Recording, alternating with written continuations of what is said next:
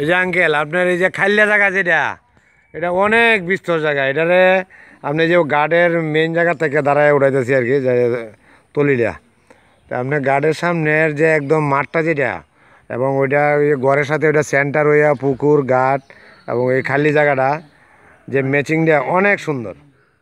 হ্যাঁ, তো এই জন্য এটা পরিকল্পিতভাবে পরে ওই খালি জায়গাটা ব্যবস্থা করতে হবে। এই যে ডান দিকে নিতেছি এই যে আপনার কব্বর এরিয়াটা এটা এই এরিয়াটা থেকে হইয়া পরে আস্তে আস্তে দেখেন বিশাল একটা মাটি ভরাই নিয়ে এখন অনেক সুন্দর হয়ে গেছে।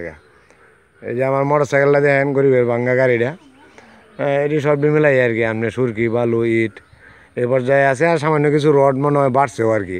তো এই রডগুলি আবার এই যে এটার কাজ যখন করবো তখন এটা কাজ শেষ হয়েছে না, তো এই যে উপরের থালটা যেটা আর কি তখন এই সময় কাজে লাগবো।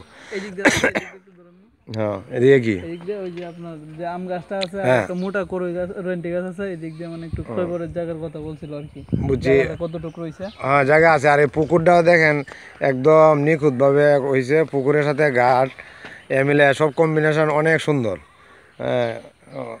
অনেক অনেক অনেক ভালো হয়েছে আর কি বিষয়টা, মানে রুচিসম্মত একটা জিনিস হয়েছে আর কি। একটা বিশাল একটা বাড়ি মনে হইব এটার একটা। কাঁঠাল গাছ আম গাছ এবং পুকুরের মাটি কাটাটা বর্তমানে অবস্থা খুব সুন্দর।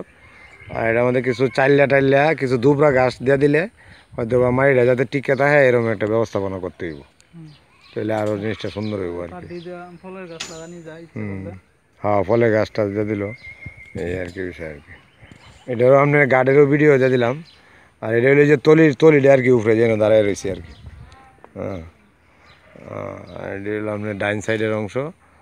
আর এটি তো এই যে অবস্থা তো দেখছি আপনি মূলত তো দেখাই সবই, তখন মাটি ভরা আসছে যে এই হিসাবে অনেক বিষয়টা সুন্দর লাগতেছে। না না, অনেক সুন্দর, পুরো ডাল নিয়ে একটা লেভেলিং হয়ে গেছে। এবং এটা দুবরা ঘাস উঠলে পার্কিং করলে সুন্দর করলে যে ইট বালু সিমেন্ট যেটি আছে এটি তো আর থাকতো না, বিশাল একটা মাঠ নয় আপনার পার্কিং করা যাইব না।